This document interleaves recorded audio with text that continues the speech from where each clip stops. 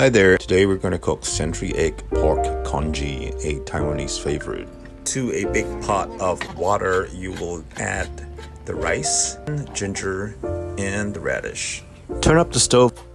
Next, cut up the green onions, chop them up. Then to the minced pork, add 3 eggs. Add some white pepper powder and soy sauce. Stir it up and mix it up. What we're going to do next is chop up the century eggs in a bowl, mince them real good. Add some soy and some white pepper to the chopped up century egg. Now let's take a look at where the porridge is. Open up the lid and stir it up just to see. Boil it for approximately 20 minutes, and while you're doing that, also at the same time add some water just to make sure that you don't dry it up. Now it's time to add some of that sea salt, sprinkle it in, and we're going to be adding the minced pork and egg mix into the pot porridge.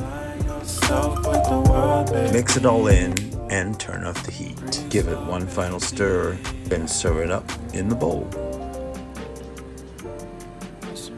Now for the garnishing, add that century egg mix on top of the porridge and then top it off with the chopped up green onions.